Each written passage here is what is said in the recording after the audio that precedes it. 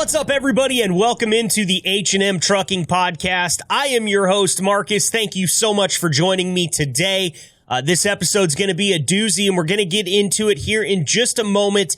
But first, I wanted to say thanks once again to everyone that contributed to last week's episode. Our driver-only episode was a huge success, and it's all about you guys out there listening, liking, sharing, and hitting that subscribe button. That pumps up our numbers. That gets us in front of more eyes and into more ears. So thank you, all of you. Share it with your friends, tell them about it, and be sure to hit that like and subscribe button and interact with us on all of your favorite social media.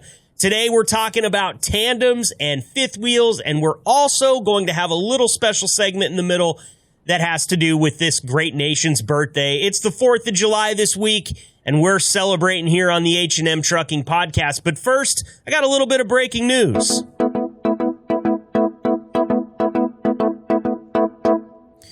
New commercial vehicles over 10,000 pounds would be required to have an automatic emergency braking system as well as stability control systems under a new proposed rule from two Department of Transportation agencies. This coming from HDT Trucking Info, the National Highway Traffic Safety Administration and the Federal Motor Carrier Safety Administration announced on the 22nd of June that they had a notice of proposed rulemaking that would require heavy vehicles to have an automatic emergency braking system. This is going to be for any commercial vehicle over 10,000 pounds. And right now they think if they can get this installed, they could prevent up to 19,118 crashes per year, save 155 lives, and prevent 8,814 injuries annually. I-95 in Philadelphia has reopened after just 12 days of construction after a tanker truck caught fire beneath some of the bridges on I-95, causing one to collapse and one to be heavily damaged. 12 days, and these guys were able to get this thing back up and running. Hats off to everybody out there in Philadelphia. We got to get on I-95, and having it fixed is a big, big deal. Mack Trucks is now taking customer orders for its Mack MD electric truck. It's a battery-operated truck. It's the first medium-duty electric vehicle for the original equipment manufacturer. They say it is going to be a complement to its diesel-powered Mack MD model sibling.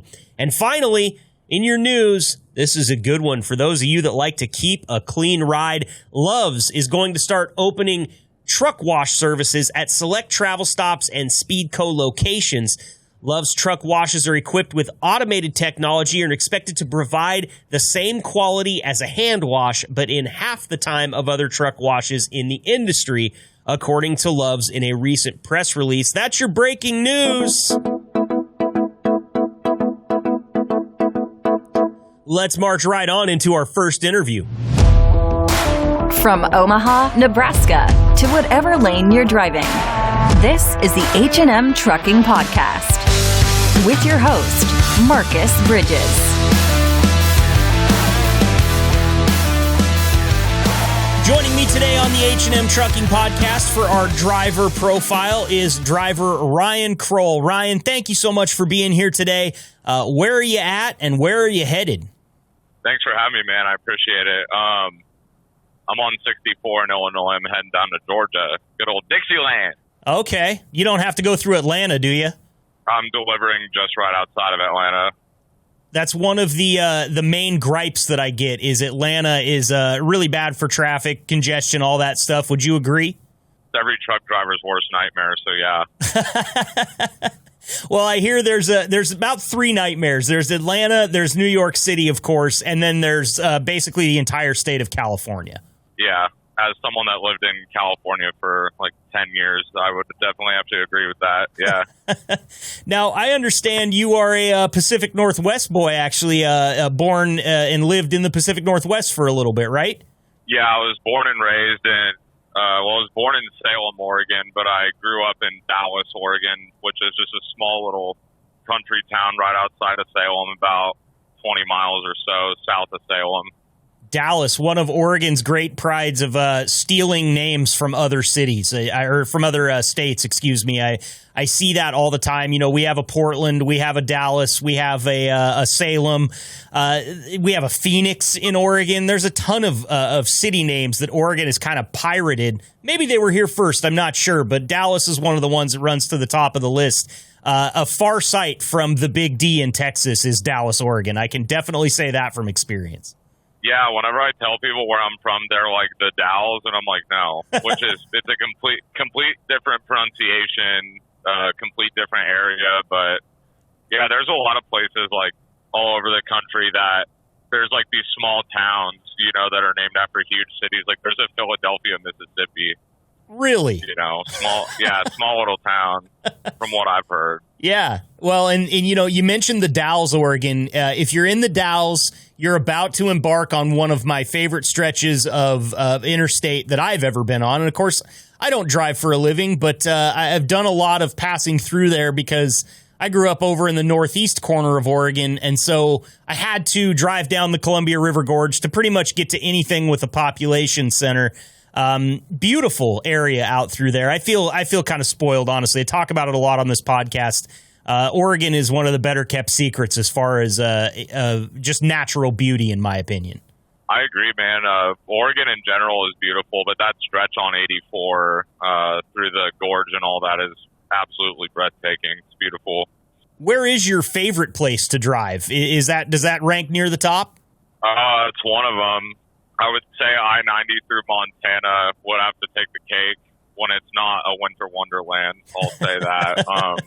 Yeah, I-90 through Montana and just anywhere through the South. I mean, I feel like the South gets a bad rap, you know, like Alabama, Georgia, Tennessee, Mississippi, North and South Carolina, but it's all just gorgeous, and you get a lot of different scenery and wildlife that the rest of the country doesn't have, and it's just beautiful, all of it. Is seeing the country one of the reasons that you became a driver in the first place? Yeah, so before I ever started driving, I'm a guitar player, and I've been playing shows and touring since I was 17, and I'm 27. So I toured the country long before I ever started driving trucks. I went on my first full U.S. tour at 19. Wow. I've played in Canada and Japan. My band did a Japanese tour right before COVID.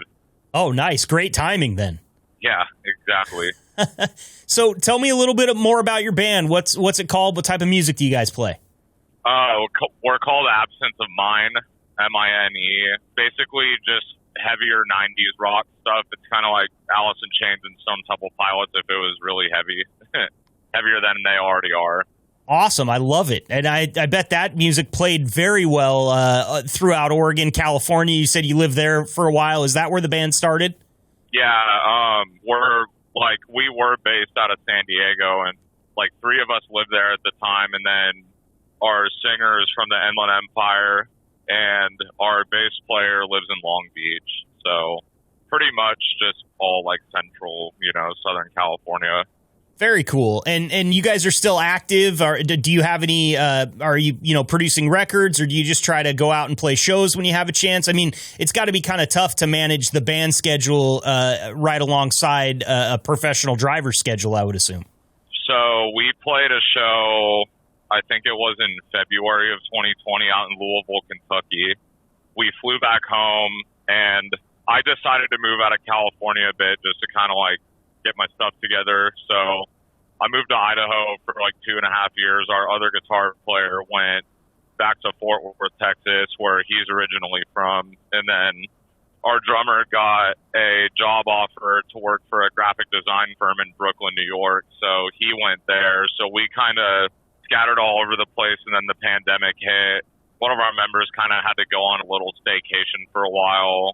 The pandemic and that kind of put the spoke in the wheel in terms of things. So that band is currently on hiatus. I don't know when we're ever going to come back and do stuff, but we have music on Spotify, Apple Music, YouTube.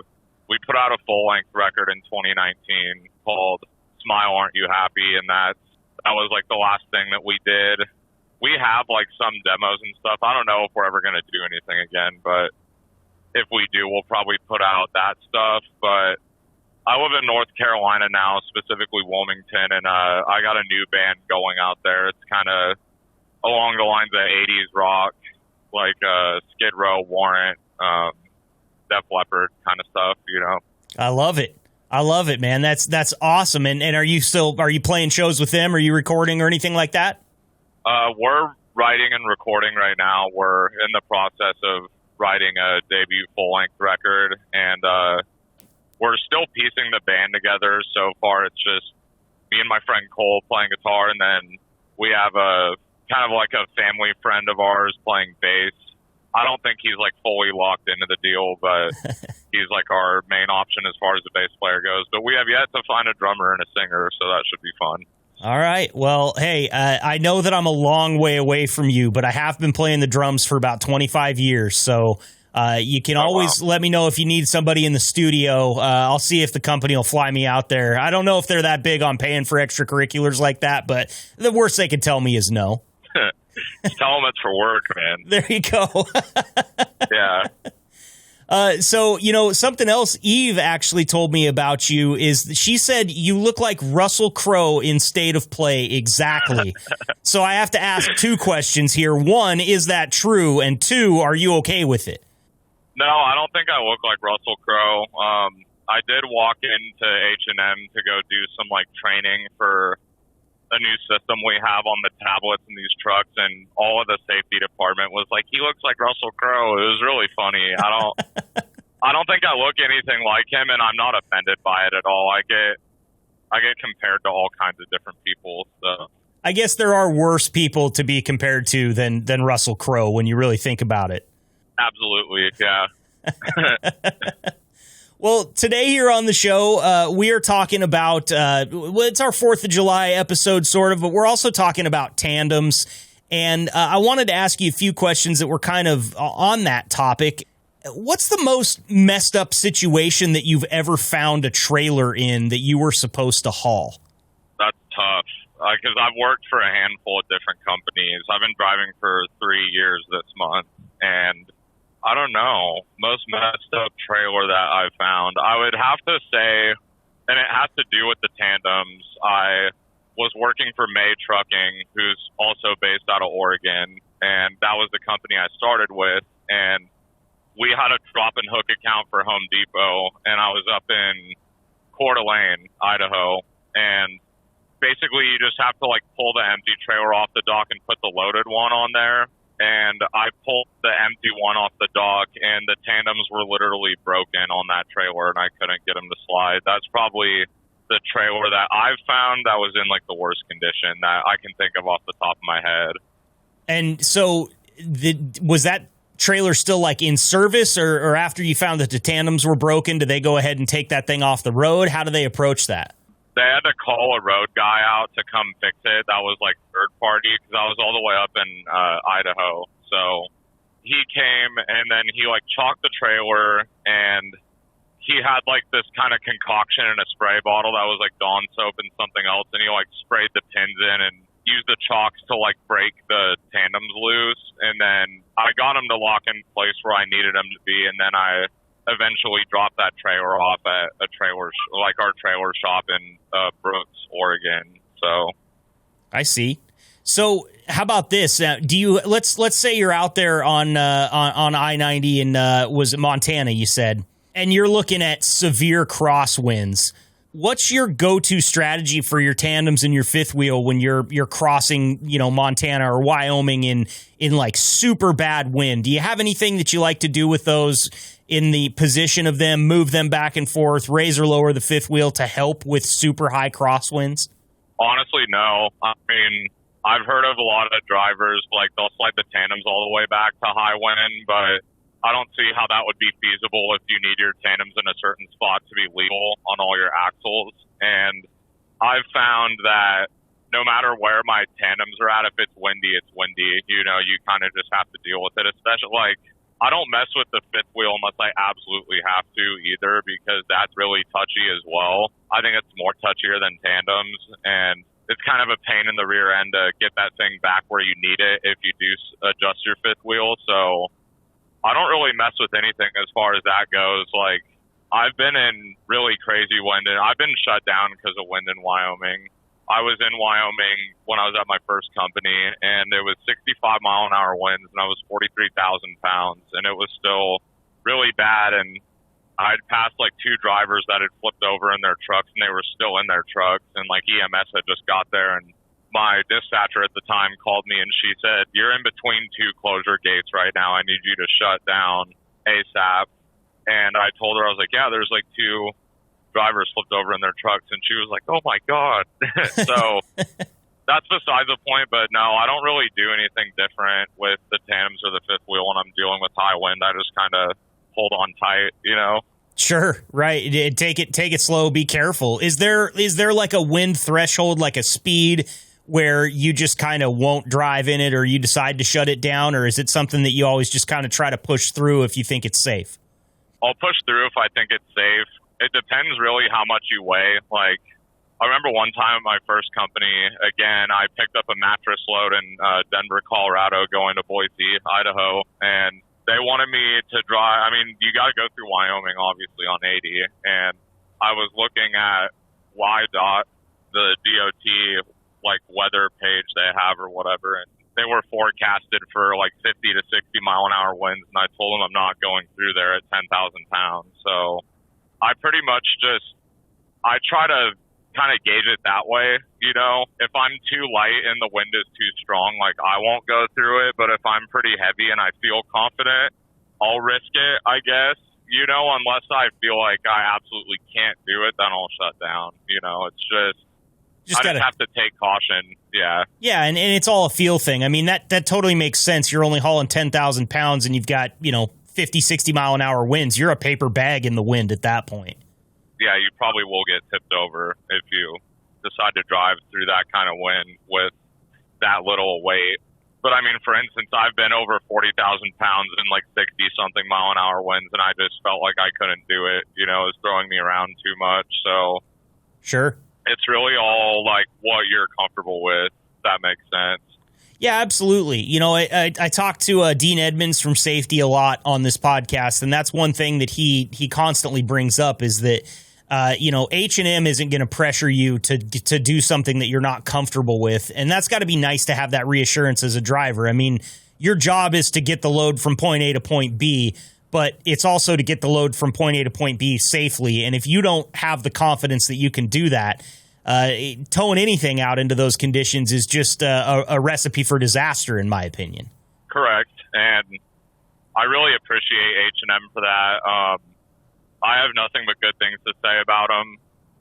I was a local driver I was here in 2021 for like 9 months, and then I left here to go local for a little while, and things happened, had to come back on the road, and I always said if I was going to come back over the road, I would come back to H&M, and I'm really thankful that they let me come back. And that's one of the things that I really like about them, and that a lot of other drivers like, is that if the weather's bad, like, they would rather have us safe and shut down rather than pushing us to run loads in bad conditions because they need the load to get there. You know, like, we don't really haul general freight or a lot of expedited stuff, you know, if hardly any at all. And I know that they wouldn't want us driving in dangerous winds if we're light, and in winter conditions, they don't want us to chain. You know, if it's too bad to chain, shut it down. It tears the equipment up, chaining up does. So I'm really thankful for them being on that tip, because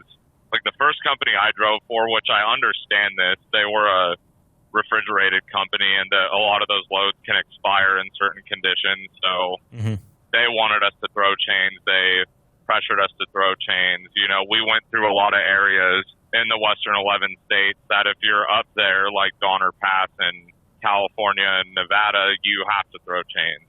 Or like Snoqualmie Pass in Washington, you know, you're throwing chains if you get stuck up there. Right. So. And that's not an easy thing. Like, there's probably some people listening to this podcast that have maybe put some chains on like a Volkswagen, Tiguan or something like that. It's not the same as putting them on a fully loaded semi truck. Absolutely not, no, because you have to do all your drive tires and then every trailer tire except the inside or the outside left front axle of the trailer. Yeah, so you got to do most of your axles, and that it takes forever. If you've had the same set of chains on your truck for a long time, they're what I call frozen. They're just really rusted out, and they've been tangled up so long on your chain rack that they're just impossible to get untangled, and it's a mess. I've only thrown chains once in my whole career, and it was on Donner Pass up in Nevada. Mm-hmm. And it's never like you never get to put those chains on in nice sunny weather either. If you need chains, you're putting them on in absolute nightmare weather. Yeah, and I mean, you're getting sprayed by trucks and cars going past you, Like, my biggest concern when throwing chains or having the possibility of having to throw chains is someone going to lose traction and smash into me and kill me while I'm over here putting on chains, you know? Yep. Better to be safe than sorry there, man. And I'm glad to hear you say that. And you're not the first driver that works for H&M that's told me that either. And I just think it's a really cool thing for the company to have that kind of confidence in your decision making to say, listen, it's not worth life and limb. And in some cases, it's not even worth damaging the equipment a little bit. It's just not worth it. And hats off to H&M for having that mindset, because they get a lot of happy drivers out of that mindset, I feel like. Absolutely. Yeah. It's great to work for a company that doesn't push you to put your life at risk, essentially, because our life is already at risk enough driving one of these trucks. I mean, not just in the United States alone, in the entire world, driving a truck is one of the top 10 most dangerous jobs on the planet. So, yep. Absolutely. Well, and that just touches on another reason I'm so happy that you guys will take the time out to chat with me a little bit. I know what you do out there isn't easy. And even, 20 minutes, a half an hour chatting with me here, I greatly appreciate your time. And I feel like I've taken up enough of it already today. So I'm going to let you get back to it. But I'll give you the floor real quick. If there's anything else you'd like to say, whether it be to H&M or to the trucking community in general, the floor is yours, Ryan. Yeah, I just want to say thank you to H&M for being a great company and always looking out for their drivers.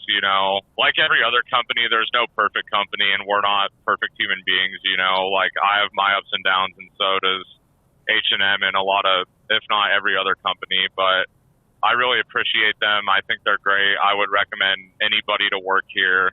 To the trucking community in general, thanks to everybody on the over-the-road and local side of things, whether you haul dry van, refrigerated, hazmat, heavy haul, tanker, flatbed. I just appreciate everything we all do, and just stay safe out there. It's all we can do. Absolutely. And I like to end every interview by saying it. Keep the shiny side up. Be safe out there. Ryan Croll, thank you so much for joining us today on the H&M Trucking Podcast. Thank you, man. It was a pleasure to be here. Thank you for having me, and I'll try to keep the shiny side up. It's the best I can do. Appreciate you.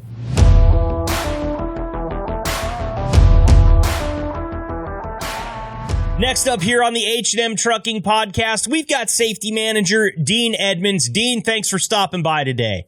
You bet. Glad to be here.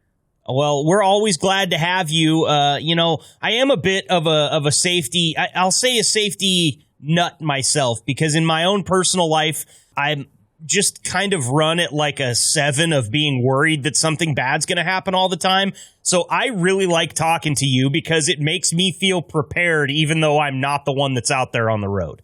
Well, thank you. No problem. So we're talking about fifth wheels and tandems today. And one of the questions that popped up for me is, I want you to imagine if I was a driver and I show up at a receiver and I'm about to pick up another trailer and take off. What should I be looking for in that trailer to make sure that trailer is safe to haul with respects to things like lights, mud flaps, crank arms? What type of thing am I keeping an eye out for there?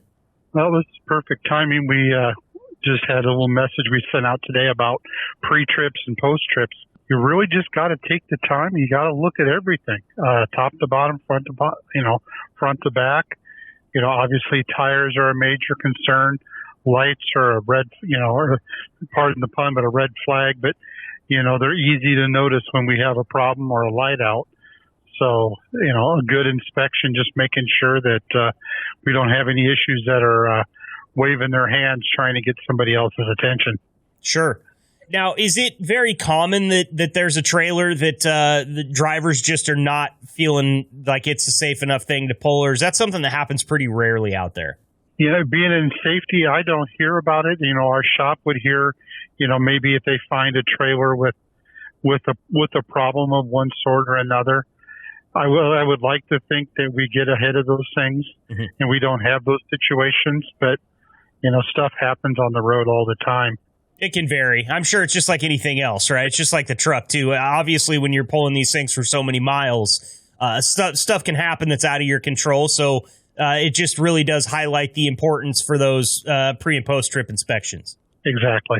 Got it. Well, I do want to turn it to the 4th of July weekend. Of course, this episode's going to drop on the, I believe, the 5th of July. So everybody will have already had some of their fun and the festivities or anything. You got anything planned for the big weekend? You going to go out and kick your feet up at all? No, unfortunately, I'm going to be close to home the whole weekend. So nothing big planned. When you do have a big holiday weekend like this, is there any worry on the safety side that, you just need to put out maybe a beacon and let everybody know, hey, I know you're going to be out at the lake or the river or camping or something like that. Take a couple extra minutes, make sure your personal rig's safe or anything like that? That, then also, send a message out to what the drivers know that, hey, there's going to be more people on the road. Holidays like 4th of July, things that involve people being outside, the opportunity to come upon a drunk driver increases. So just kind of keep an eye on the other guy. Make sure they don't make you part of their problem. Absolutely. And we've talked on this podcast before about, people towing fifth wheels, trailers, and campers, and, those luggage racks that they put up on top of a four-wheeler. Sometimes those things aren't secured. It's ripe for that type of incident this weekend. Yep, inexperience leads to problems. So, for us in the business, those drivers out there, they pull a trailer every day. They can make corners, they can change lanes without much problems. But when you got somebody that's used to driving a small four-door car, and now they're behind a wheel of a pickup with a trailer to make corners, come to a stop, change lanes, all those things. So for sure. Last summer, I was driving down I-5 here in Oregon, and I came past a Subaru Outback that was towing a boat, not like a big ski boat or a big fishing boat or anything, but it was kind of one of those small aluminum boats with an outboard motor on it, and it had a single axle. And the boat was just wiggling back and forth behind the car that was going straight and maintaining, a lane of traffic. But it clearly looked like there was something wrong with the way that boat had been attached to that Subaru. And it really worried me, and I had a maneuverable vehicle that I could get past it or get out of the way.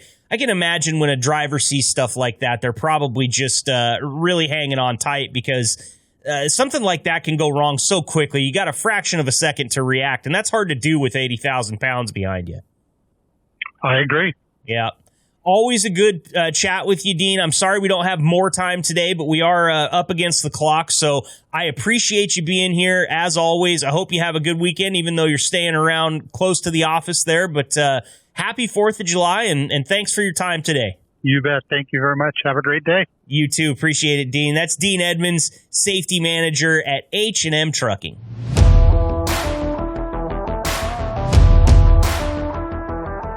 Throughout America's history, we've proven that Americans are some pretty scrappy pieces of work. We defied the British, tore our freedom from the hands of tyrants, burnt the whole system down, and started fresh. We tossed shiploads of tea into the harbor, flipped a finger to the man, and headed out west. We became cowboys and outlaws, roamed the prairies, and conquered the land. We built the rails and the roads. We traversed this great nation by foot, wagon, on horseback, and eventually in good old-fashioned Detroit steel.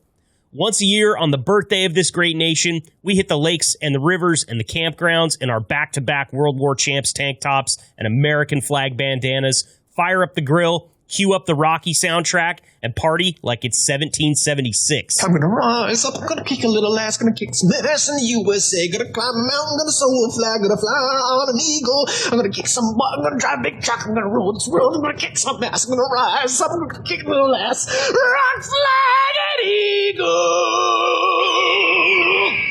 So as we here at the H&M Trucking Podcast wish you a safe and happy 4th of July, remember that the most rugged, scrappy, tough, and hardened individuals around are working right through the long holiday weekend to make sure you can enjoy the festivities.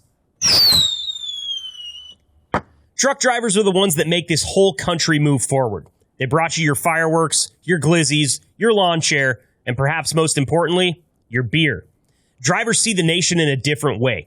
They traverse the best and worst of routes, take in all the changes in weather, economics, and infrastructure without a breath of discontent. See, our great nation is far too large to do anything without them.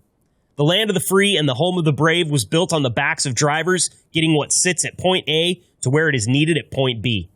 So salute the feats of our great nation, but be sure to salute the men and women that bring you everything you've come to know and love. To all the drivers out there, driving for H&M and beyond, the H&M Trucking Podcast salutes you. Because without you, this great nation grinds to a halt.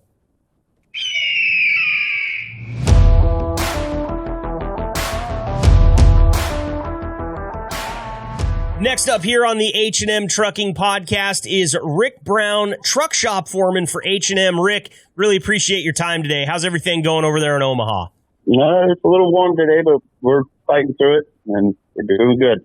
Well, if I know anything about the Midwest, you'll end up with a thunderstorm sooner or later to cool you off. You know what, Marcus? We had that this morning. You do know the Midwest.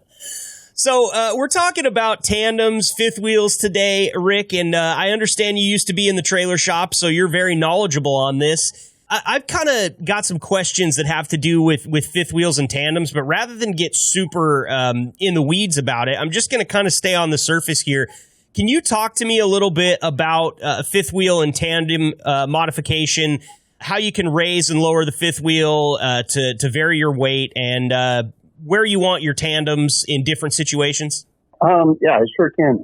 A lot of it depends on the load, so let's just say that you have a bunch of weight on the front of the trailer, which would be where the fifth wheel is, and you have a very light part on the rear where the doors are. A lot of times you want to balance that so that you get even tire wear, and you get a truck that handles a little bit better, so you're able to move the tandems forward and back. So let's say if you have a bunch of weight on the front, you can move the front of the trailer. You can actually move your tandems towards the front of the trailer, which will actually take weight off of the drives of the truck and put it more on the rear of the trailer. So in varying wind conditions, is there anything that you would want to do with the fifth wheel or the tandems to help you handle in, say, really high crosswinds? Well, a lot of that, Marcus, that would be more of a driver question. I'm more of the mechanical part of it. But I could see if you have, let's say, the 40 or 50,000 pounds, to keep it stable. If it was me, I'm like I said, I'm not a driver. I'm more of a mechanic part of it. I would probably have them tandems pulled forward a little bit to even distribute the trailer from front to back. Okay.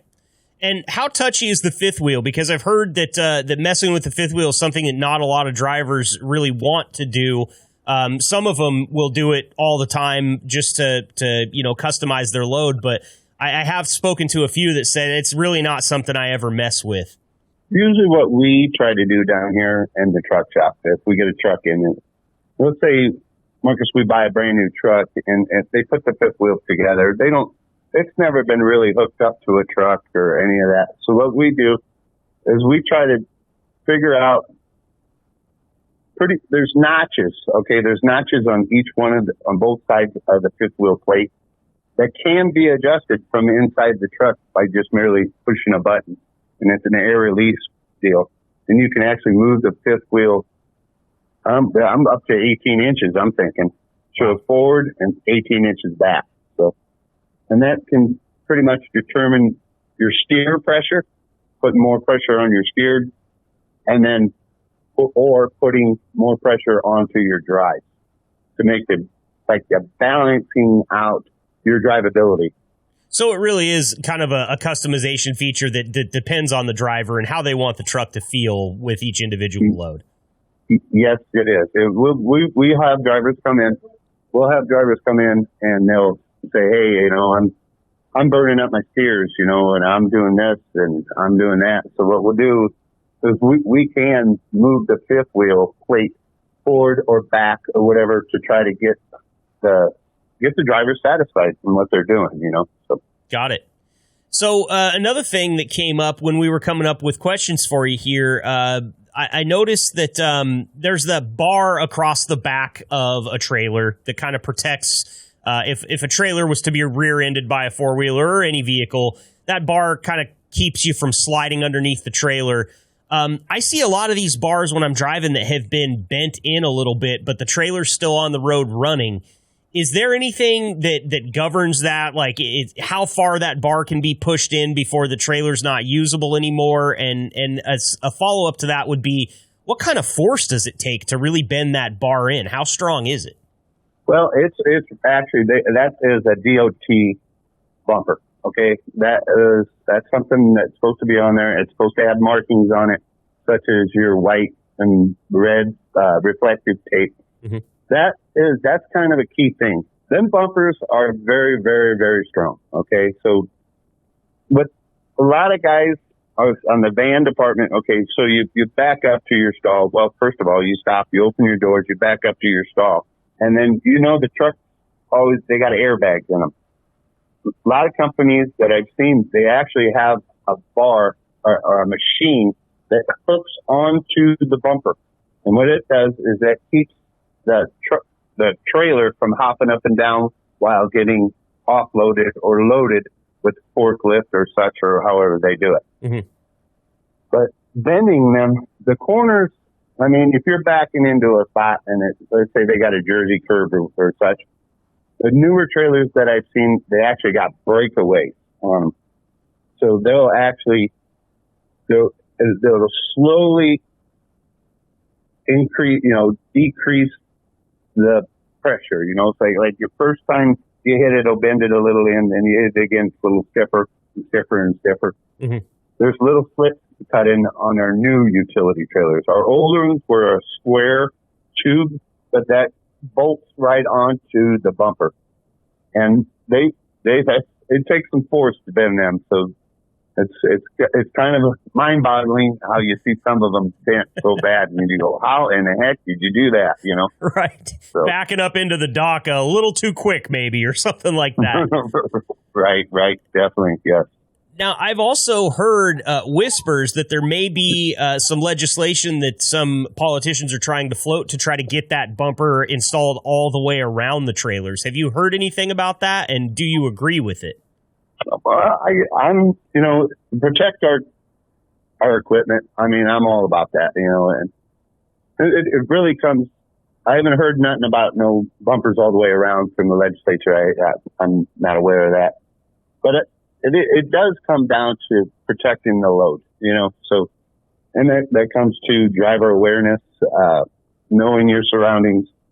On our trailers that we purchased, we have side rails. They call them rub rails. I can't even say it. Rub rails. Let me say that again. But we have them they started in 2018 on the trucks, the trailers that we purchased. And I'm telling you what, that has saved a lot of wear and tear on the sides of the trailers.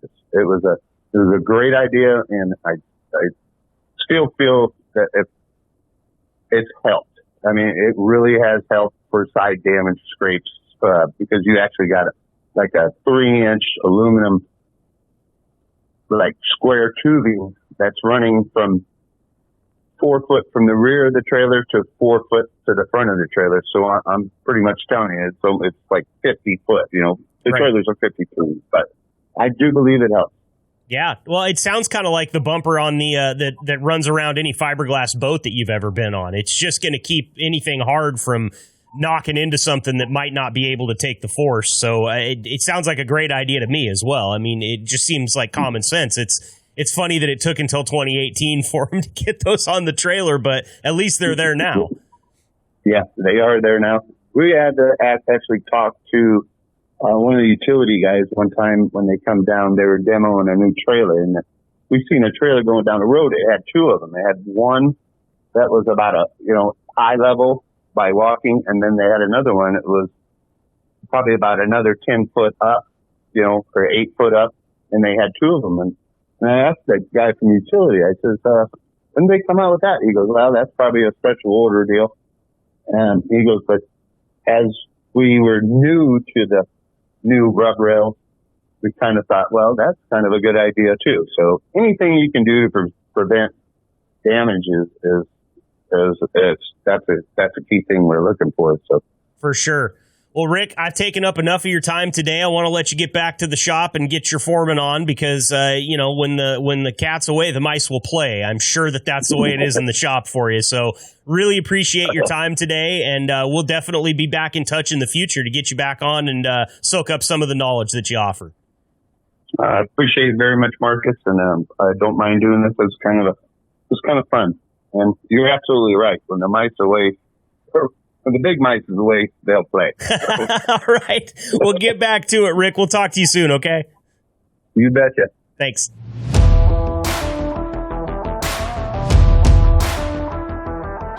Well, we gave her some time off, but it's finally time for her to have to come put up with me yet again. Please welcome in our driver advocate, Deanna. How are you doing today? I'm doing good. Well, I'm happy to be back. We're happy to have you back. It didn't seem quite right. Like, we had fun during those episodes. Everything was cool. We got a lot of good information and good interviews, but it felt like something was missing, which means you're solidified now. Like, you can't go anywhere. You just can't. That makes me happy. Yeah. Well, I mean, you've got your own button. You've got, your own segment. Like, it's... I told you going way back to when we first had you on that be careful, because if I get you in my grasp, you'll just be a part of the podcast. And I think we've long past that. So we're happy to have you back. Hope that the half an hour total that we gave you off over the last 2 weeks was adequately used. Did you get anything done? Did you do any professional development? Did you, plant a garden with that half an hour? Wow, that's planting a garden in 30 minutes. That's a swear. But luckily enough, I have this cool thing called a narrow garden, and I plant herbs in it, and it's inside. So it's no mess. It's kind of cool. Like it does its own lighting. It does its own like nutrients. It basically is a dummy version of growing herbs in a garden. So I let it do its thing and just add water to it every once in a while, and it just goes. The perfect garden to have only 30 minutes of free time for. I love it. That's great. Exactly. So how's everything been on the driver advocacy side? Drivers doing all right out there? I mean, last week's episode was a driver-only episode. I got 4 amazing interviews. It was so much fun to do, and I was thinking about you because I'm like, man, she gets to talk to these guys all the time, and I was having so much fun. You have a really fun job, don't you? Oh my god. Such a fun job. I love every minute of it. I mean, sometimes I'm just talking to drivers for like 30 plus minutes, and it is amazing. I actually learn so much from them, and am so humbled by some of the conversations I have with them. Even if we're just talking about everyday stuff like the weather, like this happened to me the other day. It's amazing. I love my job. I really do. Same as you. It's like podcasting. Hello. So fun. like you get paid for this? What? Like right. Incredible. Well, and I guess the other thing too for me is like one of the drivers that we had on before, which was Chris Toogood, and we're well acquainted with Chris. He's a big fan of the podcast. Shout out to him. He's always out there listening. And other than that, I had 3 people that I'd never spoken to before, and that's kind of the fun part about it is like this fleet of drivers. There's almost 300 of them out there. And I've only really scratched the surface when it comes to getting to meet all of them or at least have them on the show. So That's one of the reasons I like having you on, is I feel like a lot of times you are talking to a different crop of drivers than I'm talking to. So it really makes me feel like I've actually got some time with them to just hear some of the stuff that comes through you. So, and as always, if you're out there listening, you're a driver and you're like, I talked to Deanna, I've never heard from Marcus. Tell her she has a direct line to me. We'll get you on this podcast if you want to be on this podcast. It's very simple. Joe Barganetti is one that's been out there. It's told you, hey, I'd like to come back on. You're on the list, dude. You're coming back 100%. You've been awesome for this podcast as well. And just looking forward to, Bud Swartz last week, Kevin Baker. These guys were great. So let Deanna know when you're talking to her, when you're just chatting, if you've got that podcast itch, I'm here for it, brothers and sisters. Come on now. Let your boy know I'm not that intimidating. This beard throws a lot of people off. I don't smile as much as I should. I'm sorry for that, but don't worry. We'll have a lot of fun if you come out here. And since we're talking about it, why don't you just hit your hours right now? Let them know when you're available, just in case they're wondering. Absolutely. Okay, so I am Eastern time, so I work Monday through Friday, 10 a.m. to 6 p.m., and then I do 3 hours on Sunday. Call me up. Give her a call, yo. Yeah, call me. And now Deanna's quick stop tip of the week on the H&M Trucking Podcast. Now, I think we're going to modify this just a little bit for this week, because you said you don't necessarily have a tip, but you have some fun facts. I'm here for that as well. Hit me. Okay, cool. I thought it would just be really cool to just kind of go over some fun facts this week. Facts I didn't know, so I'm assuming other truckers, maybe they know, maybe they don't. But I found some cool things. So if you stacked the 15 million commercial moving trucks in the U.S. alone, you could go to the moon. No way. Like stacked them on top of each other? Yeah. That's crazy. Yeah. 15 million? Mm-hmm. 15 that million is plus. Unbelievable. Yeah. That's unbelievable. You know what? As we say all the time, this country wouldn't go if it wasn't for the drivers. I mean, exactly. It's like sometimes it sounds kind of like a cliched phrase where you're like, oh, okay, whatever, we wouldn't go. No, you wouldn't have the shit that you need to do the shit that you need to do. It's that simple. Exactly. And there's a pretty good testament to it. We could get you to the moon by just stacking trucks on top of each other. What else do you have? Okay, so I didn't know there were so many famous people that started in trucking. So I've got a couple of different ones. So Rock Hudson, actually, after he did World War II, he became an actor and he was a truck driver. Sean Connery worked as a truck driver early in his career before he went to acting. Liam Neeson, the Taken guy, he drove for Guinness. He has a very special set of skills, right? He does. Chevy Chase drove a truck before joining Saturday Night Live. Elvis Presley. This one was so cool. He drove a truck after graduating high school before he even thought about going into rock and roll and acting and all that. Can you imagine just you're out on the highway, you're talking in the CB, and you just hear, oh, it's like, there's the king. Rolling down the road.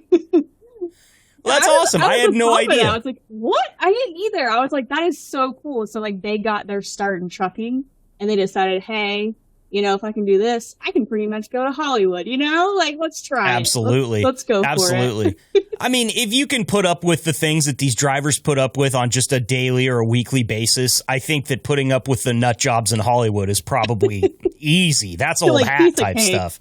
Yeah, right. You got anything else? Yeah. So like, I didn't know that 60% of commercial drivers actually have pets with them.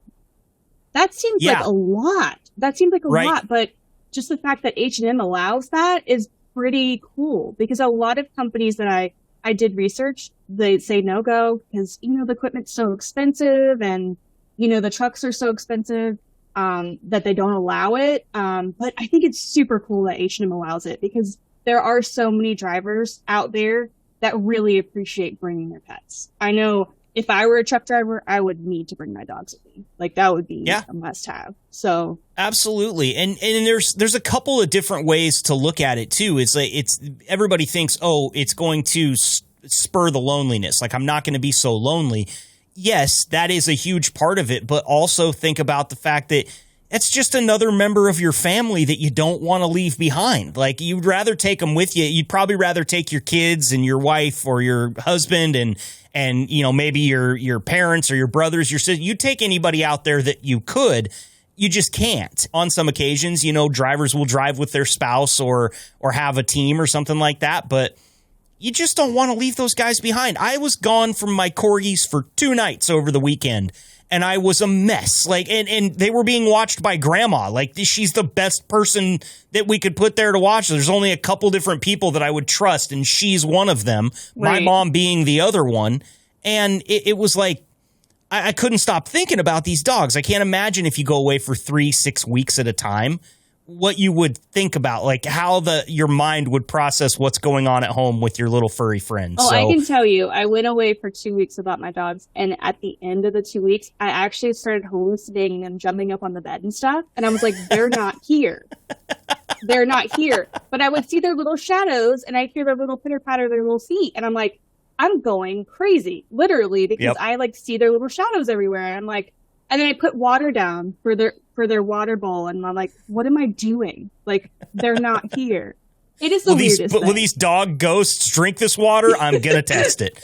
I'm gonna find out if they're really here or if it's just in my mind. You got any other cool facts for us? I think another thing that is really cool about like having a pet is you probably have to stop a lot more because you have to do more breaks, which I think in itself is nice because, you know, they have to, you know, use the bathroom. You have to walk them. So you're getting more physical exercise in that.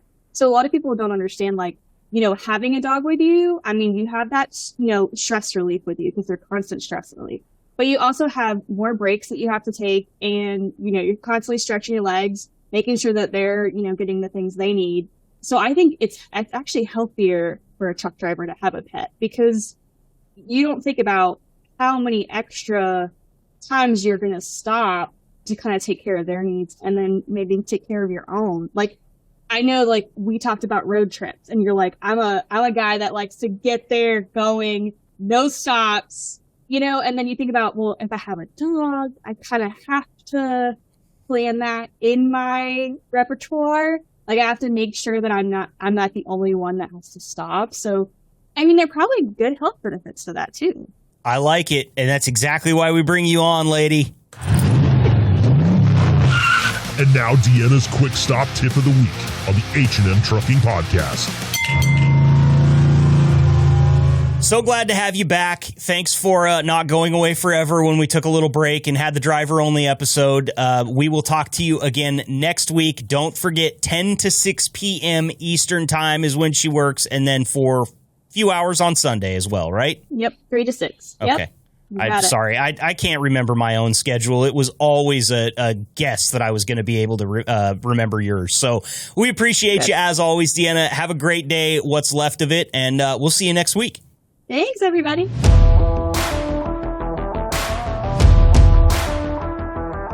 Joining me now on the H&M Trucking Podcast after just a small hiatus is President and CEO James Fonda. James, thank you for being here today. How are you? I'm good. Did you miss me? Oh, always. The shine of my light. Well, I'm coming back to Omaha, so I'll get to see you here in a couple weeks, actually. How are you? Yes, yeah, I gotta come back and meet some more people, man. You know how it goes. We're definitely gonna make some time and come by and canoodle a little bit at the H&M office. Oh, great! Come on, wait. You don't sound that excited. So elated right now. It'll be fun. Yeah, it will be, as always. So we're talking about tandems and fifth wheels today, but this is also going to be our 4th of July episode because it's going to launch right around the big long weekend. And real quick, I just wanted to see, do you have any plans with the family? You going to go out and see some fireworks, maybe cook up a hot dog or anything fun like that? Going down to the lake, leaving in a little bit here. Hopefully I'll get something off my mind. Yeah, I hear you have trouble leaving work at work. Is that true? Yeah, 2023 is the year of work just follows me everywhere. Yeah. Well, as long as the sea urchins don't follow you to the lake, you should be able to have at least kind of a fun time. Right? But it will be fun. There's like a fireworks thing that's right next to us down there, so that somebody puts on, so it works out pretty nicely. Very cool. Don't have to spend any money and get to enjoy it. Nice. Yeah, that's always great. I love fireworks, man, but because of the way that the state catches on fire, and especially we had like an old baseball stadium burned because some 8th graders threw some fireworks into it, and of course the entire countryside catches on fire, so they're all illegal here now. You can't even throw like a ground bloom or a snap pop off in your driveway without having some trouble from your neighbors. So enjoy them for me too, because I feel less American without fireworks in the air. I've had my day of back in college and high school blowing way too much stuff up, and I have now taken a personal hiatus from the situation. Yeah, man, I had a couple of incidents too. I threw a ground bloom one time up into the air, and it was supposed to go into a lake, but it curved directly up over my head and back behind me and landed in some poor woman's lawn chair. And fortunately, she wasn't sitting in it at the time, but it was one of those old nylon lawn chairs, and it just melted a hole right through the middle of it. I felt really bad, but it was one of the coolest things I saw that year. Yeah, one time we basically unloaded powder from a ton of them into a Gatorade bottle and made like a freaking bomb. We didn't realize what we were doing. Yeah. We were standing by it all, and the next thing you know, just things goes off, we're diving behind the cars. Yeah, it's funny that it's like, that's when we're done. Yeah, they don't tell you that, like, they say don't modify these fireworks. They do mean don't turn them into bombs, because they're mostly bombs already. And the minute you do something fun with them, you just have an explosive. Right. But no, I'm looking forward to it, and it'll be a nice little break. Awesome. Well, I hope you and the family have a great time and a safe time as well. Like I said, on this episode, we're talking about tandems and fifth wheels a little bit. And I had a question come up when I was talking to Rick from the shop there. The DOT bumper that's on the back of the trailers prevents four-wheelers from sliding underneath and hitting those tandems. We see those on a lot of trailers these days. It's a safety feature. It's obviously a good one.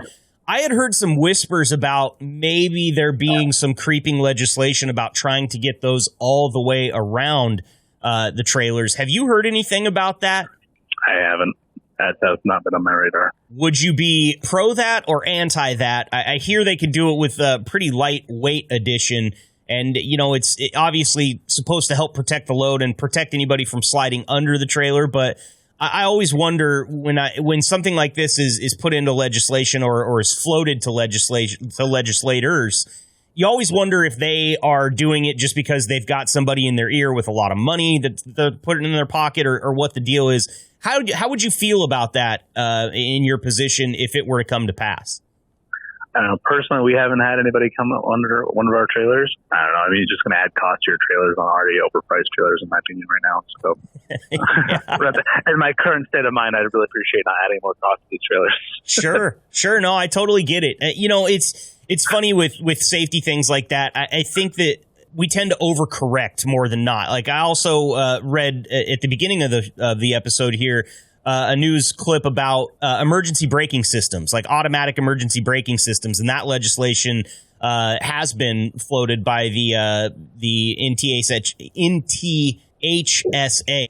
What are your thoughts on automatic emergency braking systems? They say that it could prevent some 18,000 accidents and save 155 lives a year. My truck has it. The difference is, you're talking about trucks that are loaded weight. Something that goes from a four-wheeler. It's easy for the system just to automatically brake if it's if someone's turning in front of me, all of a sudden the lights start flashing. It's like like red everywhere. It's like, oh my God, what's happening? It's like, oh my God, this person's just turning. And if you're not prepared for it, kind of scares the shit out of you because it's really loud, obnoxious.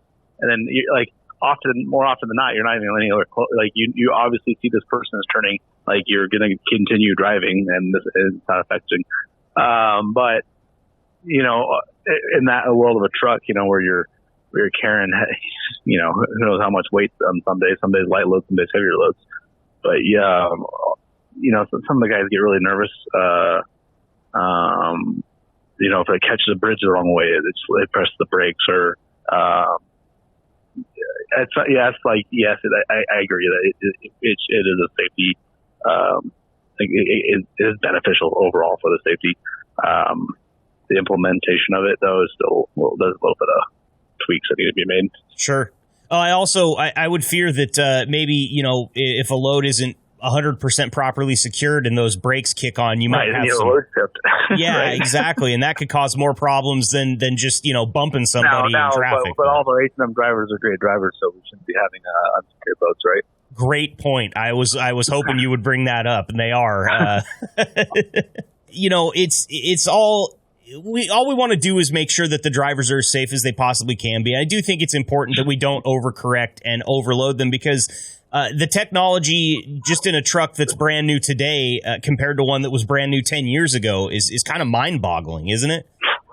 Oh yeah, I mean, they're not even the same ballpark. Yeah. There's the amount of technology in these new trucks. I mean, and it'll only continue to improve. But you also can't be resistant to change, right? You get guys like, well, I remember back this day. Well, yep, we're not back in that anymore. Like, we gotta figure out what today looks like. But it's a subject that you don't want to be, as the government says, like overcorrect. The government's never overcorrected. Sure. Yeah. Yeah. Right. At the end of the day, like right now, I'd say the trucks on the road are the safest they've ever been. You put in these lane mitigations and all this stuff like that, it'll continue to improve over time. My wife's car, excuse my language. Hers has the auto drive. So like literally, if I'm going down to the lake today, I can put, and as long as I'm on the interstate, and it makes sure it yells at you more than the kids yell at you. If you're not paying attention and looking forward. But I think I counted the last time I went down. I think I spent like a total of 5 minutes of actually having to hold the wheel. Wow. That's in a 6-hour drive. Wow. So what movie did you watch? Yeah, right. No, back to the point, it knows when you're not directly looking at the road. Like you think you could put a tablet just to the right, and no, it knows.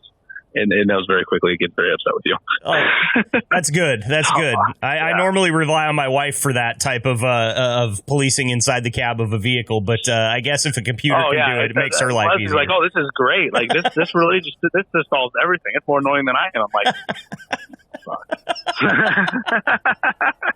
but it's pretty cool. But to the point, will semis ever get there? Man, I just don't see that one. Sure. There's just too many unknowns. Yeah, absolutely. We're getting a bunch of new trucks in. I'm sure the guys all, I'm sure I know the drivers are seeing them out there. We've taken delivery of 55 this year so far. We're getting another 55 or so. And then we're selling only 83. So we're net adding 23 to the fleet this year. And last year we added 30 to the fleet. Wow. So yeah, we're pushing, which sometimes comes with some pain. So, but as this point, with the DOT or the National Highway Safety, if they feel like these trailers need to be safe trailers, whatever it is, I think there's more conversation for everything. But at the end of the day, if our drivers need to continue to be safe, and then and be just say, okay, I understand that there's going to be technology down the future that is going to continue to help improve that. Absolutely. Good point there. Well, I'll leave the floor to you if you have anything to say to your drivers over the long weekend here, and then I'll let you get out of here. Well, I know a lot of them like to go home and enjoy the 4th. I hope you all have a nice time with your families, and be safe out there. Enjoy some dogs. That's James Fonda, President and CEO of H&M Trucking. Thank you, James. We'll talk to you soon. Later.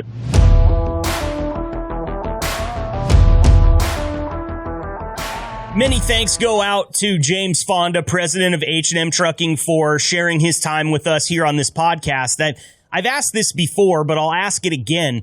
How many podcasts out there give you a direct line to the person that runs the company? I mean, he'll come in here and talk to us about anything we have to talk about. He'll share details about his family life. It all goes to show the culture that is in place at H&M Trucking. We talk about it all the time on this podcast. It's phenomenal. It might be the best one out there. We'll wait and see, but my money is definitely on H&M. I want to thank Rick Brown from the shop. I want to thank Deanna from Driver Advocacy, Dean Edmunds from Safety, And, of course, Ryan Croll, our driver profile this week. Check out his band.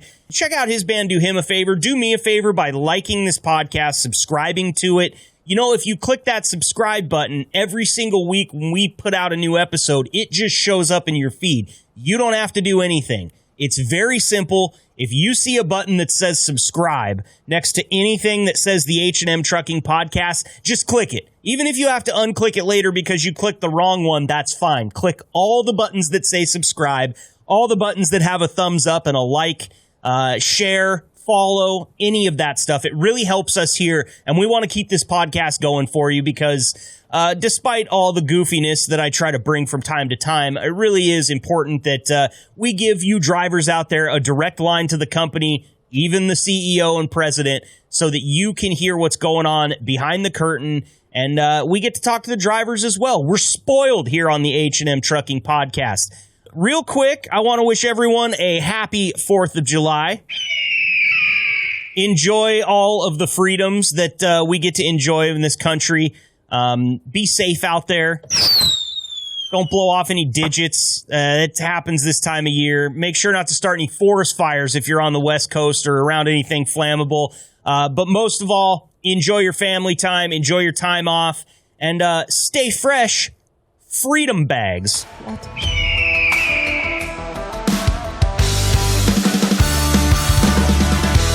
Thank you for listening to the H&M Trucking Podcast.